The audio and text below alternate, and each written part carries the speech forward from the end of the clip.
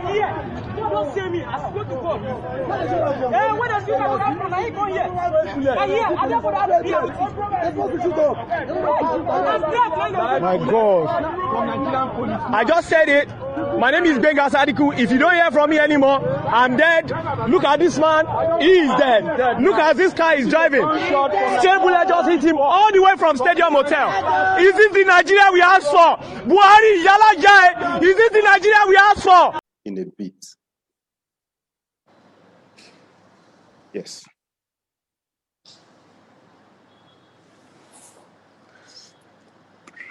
Sorry, is this internet? Okay.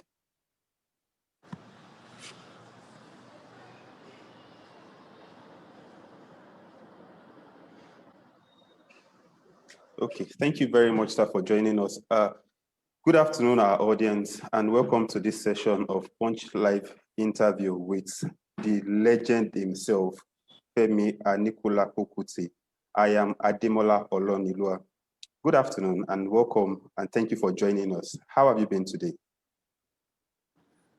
Quite stressed. Very stressed, not quite, very stressed. There was a big protest in my area and I heard shooting, so I had to rush there to make sure the police didn't kill anybody.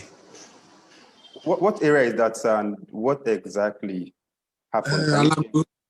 Alagbole Ajun. Apparently, they were protesting. They passed in front of my house, and in about 2 minutes, I just heard gunshots. Pow, pow, pow, pow. I said, hey, this is going to escalate beyond anybody's control. So I quickly put on a t-shirt and rushed there, and to tell the police that they better not kill anybody. So the police listened. The police said that before the protesters even got there, some people were throwing stones into the police station. So they had to defend themselves. When I met the protesters running back, so when they saw me, they all followed me back. So I had to tell them to wait, let me go and tell the police they should stop shooting. The worst thing that could happen right now is for loss of life. Yes. The police listened. So the police complaint was they were throwing stones. They said the police were shooting. So then they said that the police seized their vehicle, blah, blah, blah. So I got the police to release their vehicle. They said they arrested some people. I got the police to release. So the problem is, if it's a peaceful protest, they have to ensure it's peaceful. They should stop throwing stones and harassing people on the streets. So we had a very long conversation on this. Stop fighting, make sure it's peaceful. If you antagonize the police, then the police will have the right to defend themselves. So we drew a line that, because the crowd was quite much. If anybody, it's impossible for the organizers to have control over everybody. So if anybody just flips for whatever reason, then everybody gets into trouble. So we managed to calm everybody down that since it's a peaceful protest, let's ensure it's peaceful. So I told the police released all their vehicles and people that were arrested, and they had to stop throwing stones at the police. So the police said they can protest everywhere, but just for security reasons, they cannot guarantee, and nobody can guarantee. The crowd was quite huge. If anybody throws a stone, the problem there is nobody might throw a stone, right? Mm-hmm. And the police will say they did and shoot. And somebody might throw the stone and shoot. So in order to ensure that there is no contradiction anywhere or any, misunderstanding. Don't pass in front of the police station. Protest everywhere, but not in front of police. So we know that nobody threw stones, and we know that the police too will not shoot. So everybody agreed on this. So the protest carried on. But all over the world, sir, there are other ways that you can use to quell such situation instead of shooting live ammunition. Do you think the police should have just explored other methods to kind of curtail the situation instead of shooting live ammunition? Because already in Ogumosho, a young man had lost his life during let me make myself clear. I'm totally against shooting or anything. I was in my house and I heard the gunshots. It's not too far from my house. That's why I ran there. Because when there's loss of life, the police will be held responsible. The police in that police station, the DPO, they will all be held responsible. So they had to understand that once there is loss of life, it's not they threw stones or they did not throw stones. So don't shoot. That was my argument with the police. Don't shoot.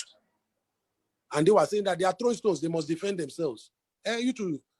I don't know. I wasn't there when this thing started. So, okay, you just don't shoot. So the police stopped shooting. Now, I am totally against the police shooting. So, but if they were antagonistic towards the police, excuse me.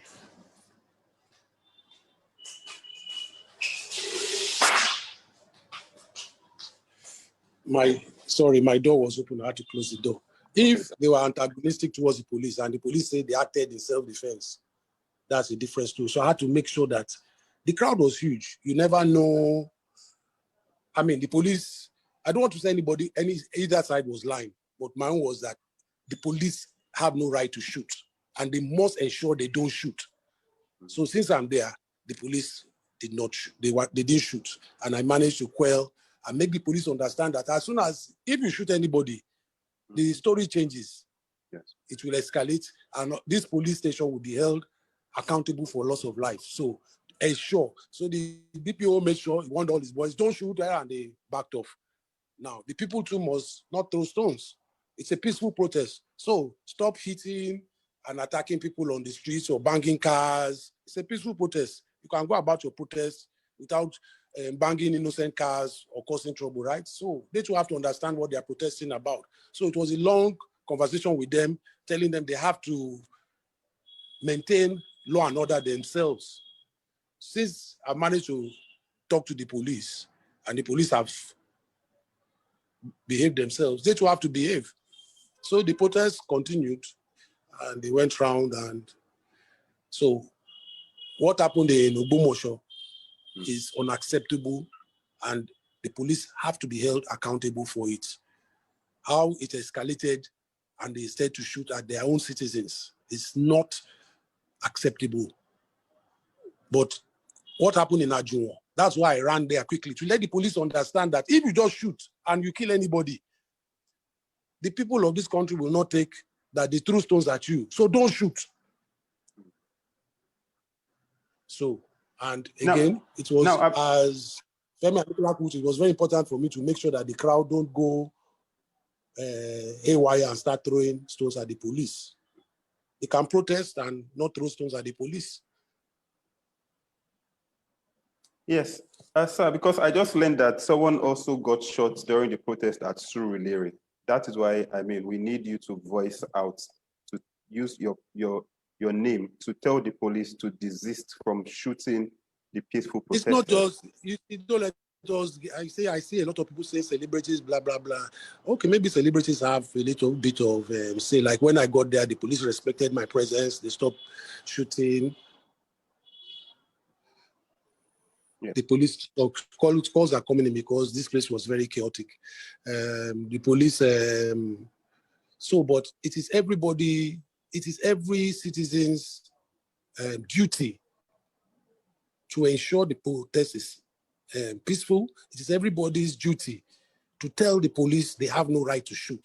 It is the government's duty to make sure that authority is given immediately that they should desist, no matter what. They mustn't antagonize. Even their presence, in a way, is antagonistic. When the police come out with full gear and everything, you're antagonizing the protesters. So that can be seen, because this country is our country. Why should you have a gun and you're allowed to shoot me? You see, so we have to look at it from all angles. So I'm totally, already, what should have happened is the government should have told the police to back off, go into their barracks or whatever, and maintain a distance and do not antagonize or shoot the protesters. That law should have been given longest time. So When the police make their presence felt like that, and are trigger happy, and loss of life comes, then the topic changes, and it's a different story. So instructions should have been given from the presidency, desist, do not shoot our citizens, do not shoot your citizens, do not shoot the citizens of this country, plain and simple. That order should have been given at all levels, DPO, IG, whoever. And when that's why I quickly ran there, the police station, no, do not shoot. You see, because whatever you say, they antagonize you, do not shoot. So when I had the gunshots were quite a lot, they're going to kill these people. And when on my way, everybody was running back. It was when they all saw me, they all followed me back to the police station. And the police were saying they were throwing stones at them. And nobody was getting. I said, so I had to say, okay, stop throwing stones, stop shooting. This protest can go on without, because the police was that they started to attack them first. I wasn't there, so I cannot tell you. Other people said that before the protesters even got to the police, where the police station is sited, some people are already throwing stones. Some people said throwing stones at the police station. It wasn't the protesters. How far that is true again, I don't know. I can only comment from when I was there and what I saw. So I had to quickly let the police understand immediately they must not shoot. And that's the kind of law the authorities must give the police, and somebody must be on ground to ensure the police does not shoot, because it's a peaceful protest. So when that law is given from the Algas, and every policeman understands they mustn't shoot, then there will be no loss of life, because the protest is peaceful. But already, sir, the president had already come out to say that Nigerians are free to protest peacefully. The IGP also had stated that Nigerians could protest peacefully, but there are some rogue policemen that are the ones shooting the protesters. What do you think can be done to make sure that this protest is peaceful and the police will desist from shooting? If the police are not listening to the organ, that means there is no law and order, Abi. Then that means the government has lost grip of authority. If the presidency says don't shoot, the IG says don't shoot, and then there is a free trigger happy police, then that police must be arrested on the spot. As soon as he shoots, he must be arrested by his fellow policemen, immediately prosecuted. Let the whole world see that this police has been prosecuted. If he's going to be sentenced to death or what penalty is being placed on according to the law of the land, must be passed immediately, so people will see, and other policemen will see that action is being taken. You see, the law must act fast in a situation like this. So, but if the law doesn't act, that means, from what I'm saying, that the government has lost authority. You cannot tell me that, you see, I'll give it, if anything that goes wrong in the shrine, the head of the shrine is blamed for it. That is why we must ensure that there is discipline on our premises. And anybody found to be doing otherwise must be, so the whole audience, when our security misbehave, they must see us defending the integrity of the building. That is how government must work. That's how any business must work. You cannot let your workers, when there's a law and your workers are misbehaving, you say serve people politely and the person is being rude to your customers, then get rid of the person, sack the person, and the customers must know that action was taken immediately. So if the government cannot do that, that means there is no government. Now, sir, if the police don't listen to their bosses, then that means there is no police force. Now, sir, the main bone of contention now is that the youths have come out to speak against police brutality. That is something your father sang about, spoke about. That's something you sang about, spoke about, and it's still happening since the time of your father. Looking at this movement now, how does it make you feel as a person, as an activist, as a Nigerian? It doesn't make me feel good. Nobody wants problem, but we have to understand why.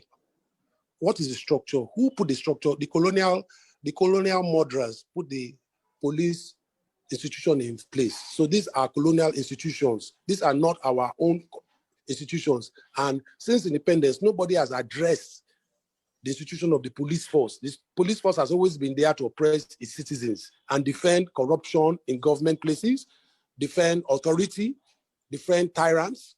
So that's what the police is there for. And the police has always been like that. Even before my father's time, my grandmother fought the police too. So But that is the institution of what colonialism put in place. And since we have taken over from colonialism, nobody, because even the governments have been, they are still acting as puppets to the West or their colonial masters. They are still acting, behaving, oh yes, master-slave relationship with the West. Nobody has thought that, look, let's start to do things for our people, by our people, using our own integrity. The police force should have changed drastically to mean police of the people, police for the people, and everybody will not be talking about this now, but that police structure already, that institution already is a colonial institution there by the colonial masters to oppress its citizens. That the youths are waking up. Of course, I'm delighted. Enough is enough. And that this generation, I never thought it would be, I will see a generation as dynamic as this generation. But it has been long coming. So, of course, I'm delighted. But if there is going to be disturbance, nobody wants disturbance, where loss of life, because when there's loss of life, we are not going to bring that person back. But unfortunately, what the government is not handling the situation as the government of the people for the people, because the government should have had ears on the ground already to know that that body, SARS, to even know that that institution, the police force, is not acting for the benefit of the people of Nigeria, because this cancer that has been in the police force did not just start yesterday. Like you said, from my father's time, they were tyrants then. They did this throughout the 70s. I witnessed this as a child. They did this throughout the 80s. They did it throughout the 90s. When we built the shrine, they were attacking us for a good 8 years. Between 2000 and 2008, I was always at the police station fighting the police. They came in, broke up the shrine. They did so many things. So it has always been like that. So, but that there's a generation that is now saying, we have had enough. Good. I'm totally in support of this generation, standing firm that we want Nigeria to be a better place. We want Nigeria to be the envy of the world. Nigeria can be the best country in this world. We have no other place to go to. It's why we must stand, defend our integrity as a people. So I'm totally in support of it.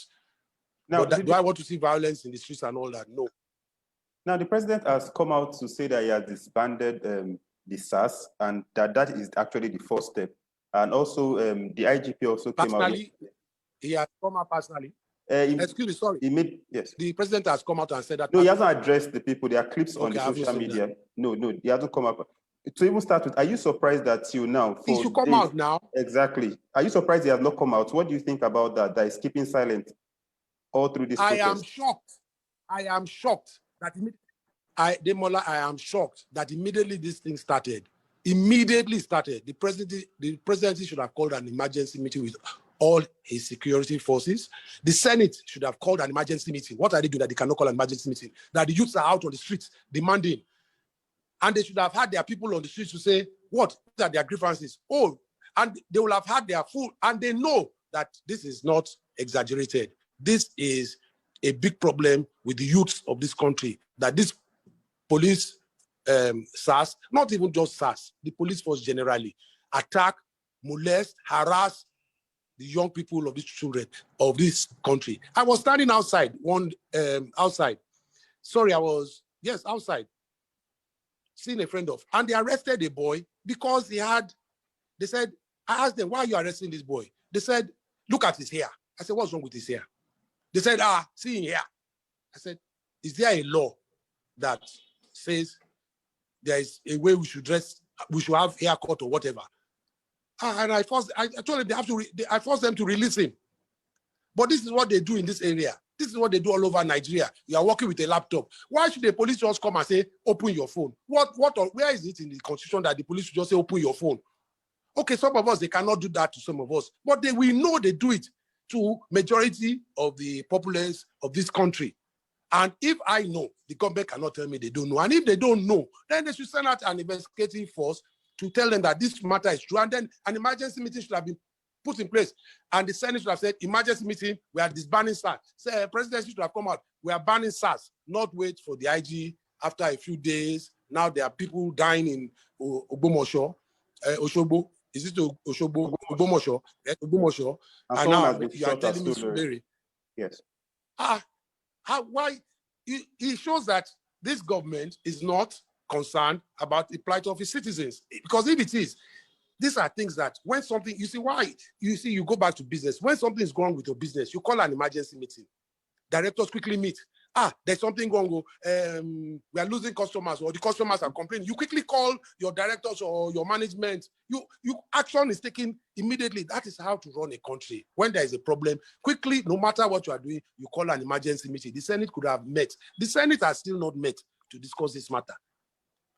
Talking on social media is not meeting. Who cares what they are saying on social media? Who cares about their personal view? They should meet and let the whole world see they are passing a law to defend the rights and privilege of the people of this country. That they have not done. That the presidency has not done. The president should have come on TV, national TV, and said, I've heard what the police is doing. I'm disgusted with what the police force is doing.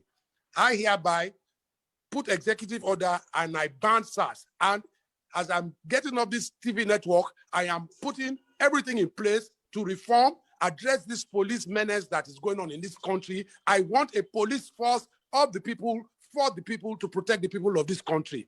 That is what the people want to hear. Anything short of that is not acceptable. So now we know the problem is police brutality, especially in the case of SARS. The IGP has said he has disbanded SARS with immediate effect, sir. And in the clip I saw that the president was speaking, he said that is the first step that he's going to take. When you see that, do you see that as a countermeasure to what the youths are saying they should? Do you see it as a measure at all? Because they said that even after disbanding SARS, that they are going to bring up another policing unit to actually fill that gap. So when you hear comments like this from the presidency, already you're smiling. What comes to your mind, sir? You see, the people don't believe. How many times have they disbanded SARS? I believe 5 times from my knowledge. So nobody believes anything the presidency is going to say or the IG, because this has been going on for too long. So if it's not just about disbanding, they should have even come out with a statement that those boys that were killed in Ogbomosho, justice should be served. Have they said anything about that? No. You see, that's what I'm saying. Action must be, for the government to show that it's working for the people, the action must be swift.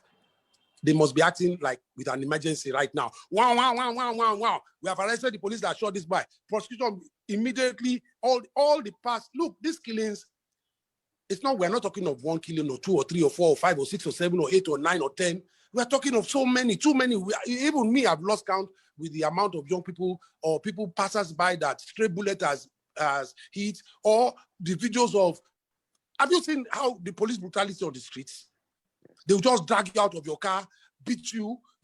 The way the police are even dressed, you don't even know if they are police. The way they stop you at night, you don't even know if they are police. So you are even afraid, is this armed robbers or police? Then the stories you have of them taking people to the ATM to withdraw their money, these stories are not 1 or 2 or 3 that the presidency cannot tell me he has not heard. So it's not about coming on TV to say, I've disbanded, we are going to take up another unit.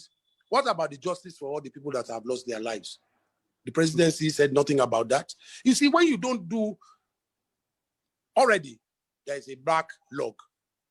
And you just want to come disband, and we are going to bring another unit. So automatically, people will think you are going to take those same people to now fill that gap. Because who is going to fill that gap? Which police? This same police will go and fill that new gap. So the menace will still be there.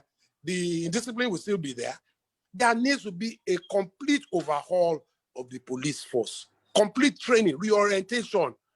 Probably the civil service, the civil people in the civil part of this country must take part in addressing or advising how the education. Look, the whole police force must go back to school. Oh yeah, police is your friend. Oh yeah, but all of you say police is your friend. Police must not shoot its citizens. Police must defend life. They must teach themselves. We will give them what we must now tell them how to behave. That when we see them on the streets, they are our friends. We will feel comfortable. The police are put on that street to oppress the citizens of this country. You can't lie. I cannot lie. They too know. That is why when they walk around the streets, they walk around with the police to scare away people. When you see the police by anybody's side, everybody starts getting afraid. And the police has become arrogant over the years that now, in our days, when the police used to shoot, they had to account for the bullets. Now they don't account. You just see the police shoot indiscriminately. They don't even account for the bullets being shot. When you shoot, you go back to the police. You go back to your DPO, your station. I shot. Why did you shoot this bullet? You write a statement. You, the police officer, must write. They don't do that anymore. When you even go to the police station and you see how the police station is, you'll be disgusted in the police station. When you see how the police officers, they themselves live, is this the police station? Is this the police protecting? The police that can, when you see their surroundings, their environment, they themselves, it's appalling. The presidency, the government should be ashamed at where they're putting the police to live. When you see where they themselves live, when you see the kind of schools their children go to. So you see, this fight is not just for the people, it's even for them. The police force, everything. Look, this country needs complete overhaul. Education must change. The healthcare. I was telling the police because we had a big argument. I said, look, even the presidency, it's Corona that let us know that the presidency know that the hospitals are not good. But have they even put anything to repair the hospitals? When some of them started to die from Corona, then they said, and they could not leave this country. And let me tell you, the reason they opened the airport is for them to be able to get out of this country. Because Corona is Corona still not here? Corona is still here. The Corona they told us is still here, and they have opened the airport. Even those measures that, let's be frank, those measures that have been put in place does not guarantee that Corona is not going to come or has not even left here. People have died, we know, in this country of Corona. Yes. So you have opened the airport. For me, you only open the airport so your children can go to school and you can be doing what you are doing, because the masses, those people on the street today, don't even know where international airport is. And they probably will never know where international airport is. So who is it? Who are you opening the airport for? So repair the hospitals. Give the citizens, all the boys I saw on the streets. I was telling the boys, look at all these boys. They don't have jobs. Where are the jobs for the youths? Well, look at these people, these youths that I'm seeing on the streets are frustrated. The government has, over the years, provided nothing for the people of this country. So the problems we are facing are grave. And when the presidency or the Senate want to address it, they address it so casually. And yes, we are going to disband SARS. Is that what these people that we are seeing that are completely fed up and don't want to leave? They don't want to be like their parents, who during my father's time, or even my time, because you see, I'm nearly 60 now. I'm 58. So I've been doing this for 4 decades myself, talking about this problem. So they probably don't want to even get to my age. And I'm already, me too, I'm already getting fed up and tired. By the time I walked from my house, I was tired. You called me for this interview. You are telling me, please, since you have already made the advertisement of it, don't let it be like I'm not going to talk. You know, so I since we had I must keep the appointment. But really, I should be resting, because talking and trying to keep calm in Ajunwa today took all my energy.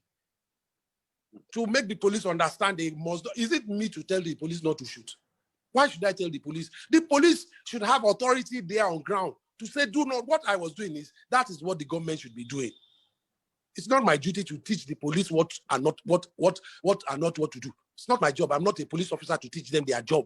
So already for me to do that, there is a big problem in the country. For me to stand and risk my own life and go and confront bullets.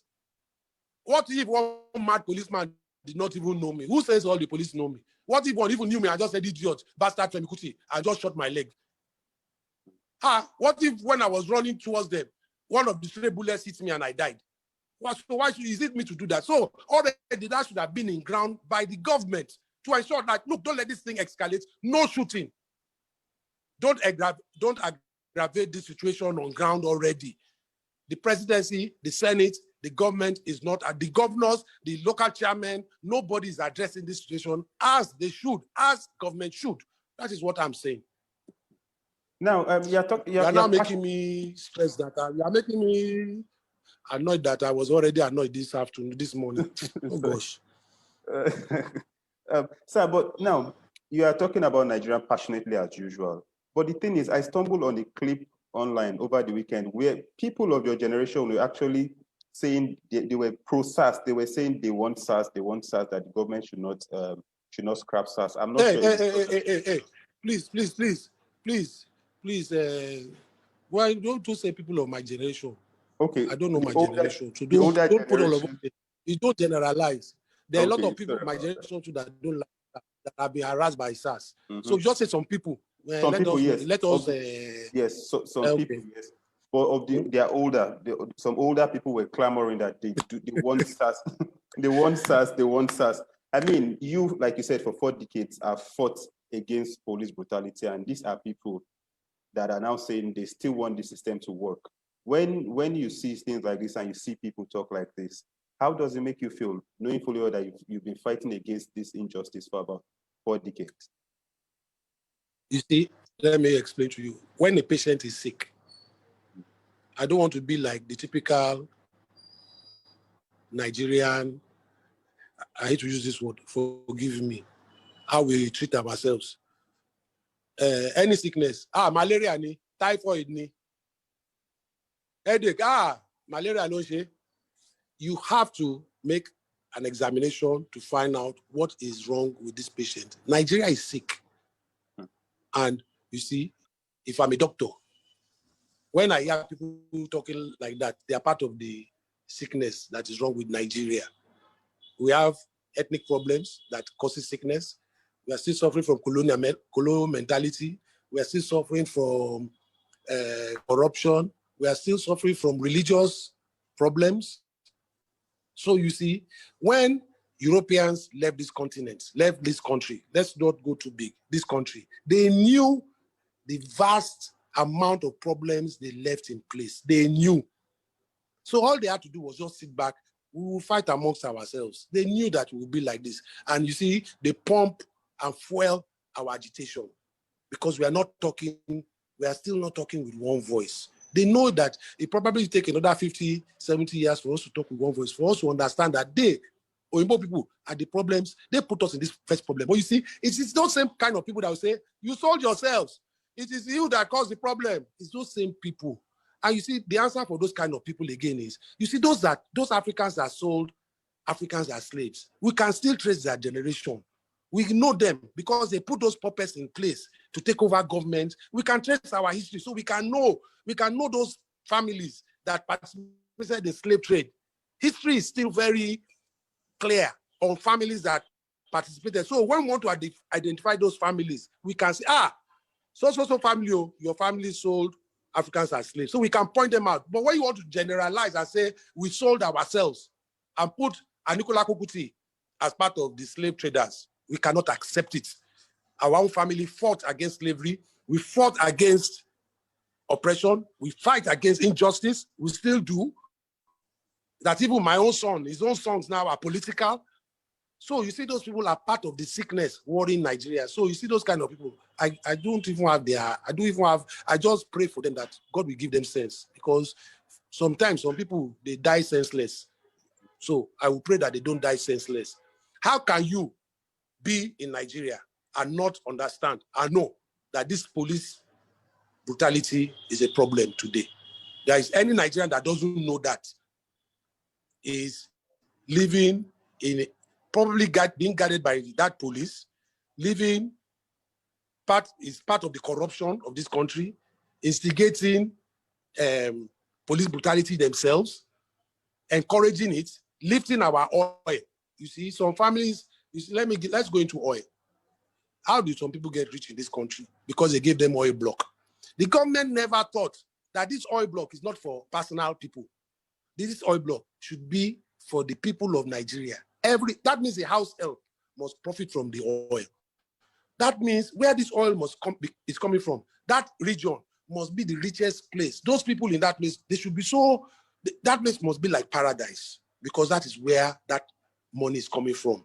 That is how ideological government should think. And then when that money is spilling over, that means adequate healthcare will have been given, that we should be having free healthcare, that our police, our petrol should be the cheapest in the world. We should be enjoying, there should be so much enjoyment in this country. But what did they do? They became selfish and greedy. Those same people that you are saying talk like this, that are part of the problem of this country, have taken oil block. Oh yes, but the police is feeling, the police is here, they're doing a good job. What good job? The way they are dressed is a good job.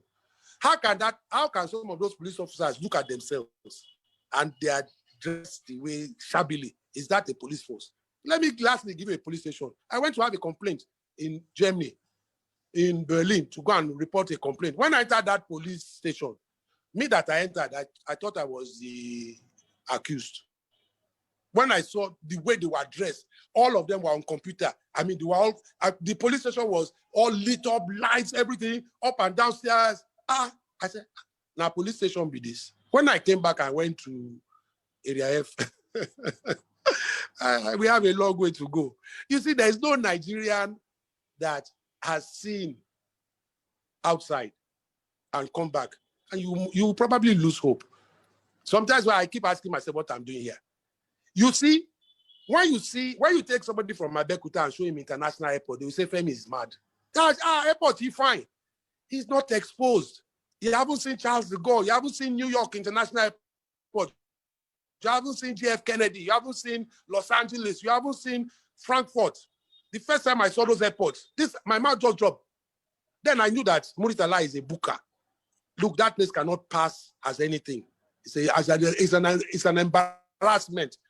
We don't even have Nigeria Airways. You will see Air France, hundreds of planes. You don't see planes. When I was watching planes take off in Los Angeles. They were landing every second, taking off every second. And I just looked. There was go-slow in the air. Then I will think about my home. I went to Benin International Airport and they were saying, the governor tried. I said, Umashi, sorry for us. This guy just built bungalow. I call it International Airport, a bungalow. An airport, Ajuwon, from Ajuwon, where I am, to Ikeja bus stop, it's all an airport territory. Planes that you cannot walk from one terminal to the next terminal. You will stop and take a break, or you go by train. You see how that is progressive, how they take our resources and make themselves progressive. And then they put puppets in place here, and people that you are talking about, they all go. They have their families in Europe, having the best education, the best healthcare, and they will say it's all good. And if COVID did not happen, that they were all forced to die in the healthcare services here, they will not even know. And because they have opened the airport, they still now don't care that healthcare service is bad. How many times must our doctors go on strike to say they don't have the right facilities to operate? How many times they do this every year. How many times must our educationists go on strike? Unilag was one of the best universities in the world. Now, I think it's number 300 or something, if I'm correct. That if you come out of Nigeria university, nobody wants you. That certificate is like toilet paper. Nobody cares about that certificate. It's not that we are not intelligent. When a Nigerian leaves this country, he or she excels. Even let's go to the profession that is not considered as serious as anything. Sports. Even in sports, Nigerians excel. We are heavyweight boxing champion. We are UFA, whatever that thing champion. We are holding the belts in so many places. Even in sports, Nigerians excel. When we are here, there's just one bad aura that these people carry on their heads. They just oppress everybody with the police force and just keep everybody down. And it's that mentality of those people that will tell you, SARS is good. SARS is good.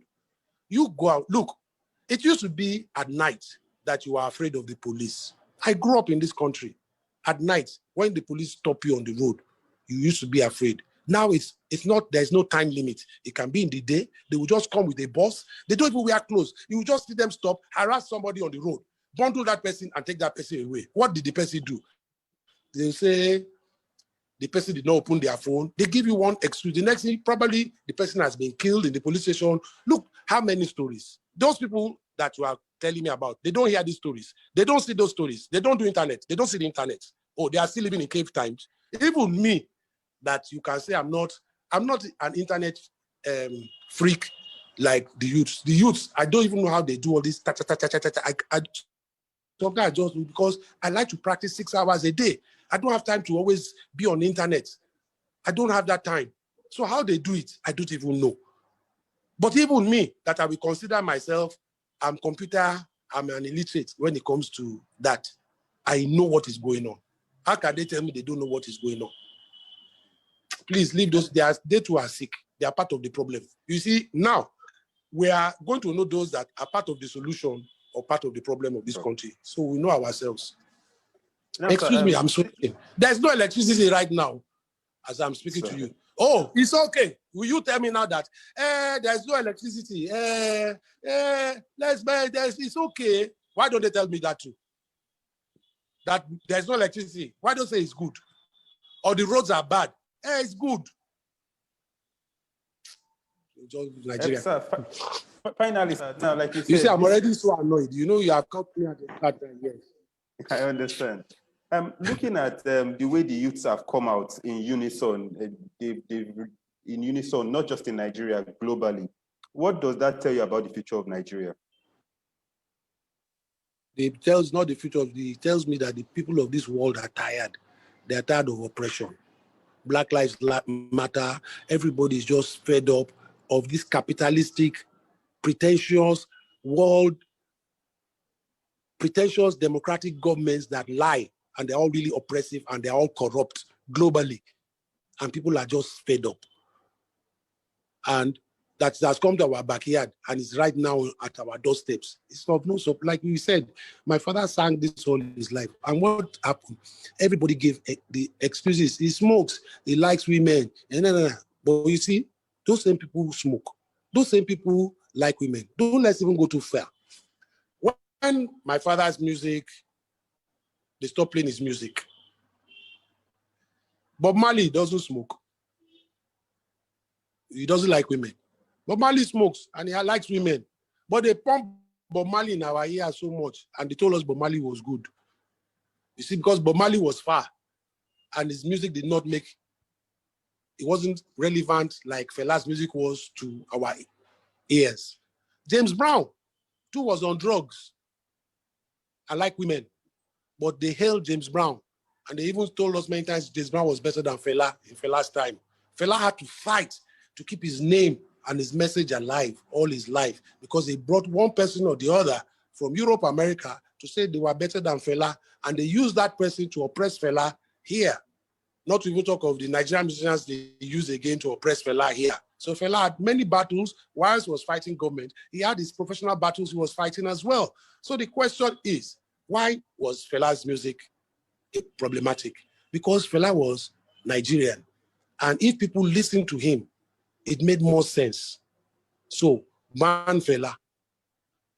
Listen to James Brown, who was on drugs, who was as bad as, worse than Fela even, or Bob Marley, because they were far away. Even where Bob Marley was revolutionary, he was still far away.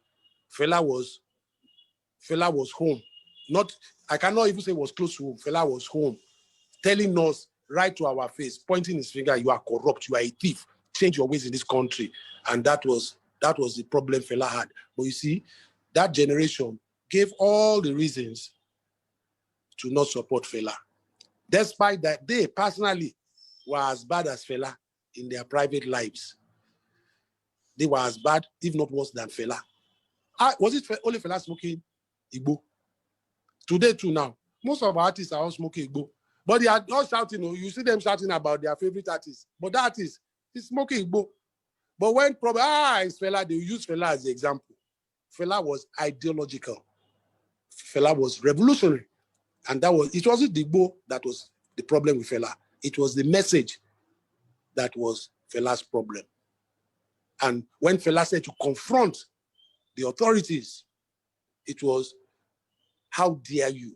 And that's why they descended on him and they said to beat him and they said to arrest him.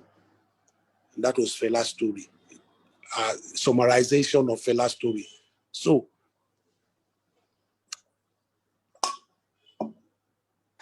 all right, sir. Thank you so much for your time, Mr. FEMI and Nicola KUTI. We really appreciate your time and for coming on to our platform and to also voice out on the police brutality that is going on. Thank you so much. And to our audience and our viewers watching this, we are so grateful for your time, for joining us and for listening and tuning in. Sorry, Demola, before you go off. Yes, please. Nobody is saying we don't want. SARS was to tackle armed robbery. Abi? Yes. What has armed robbery got to do with somebody's personal phone or somebody's hairdo? Mm-hmm.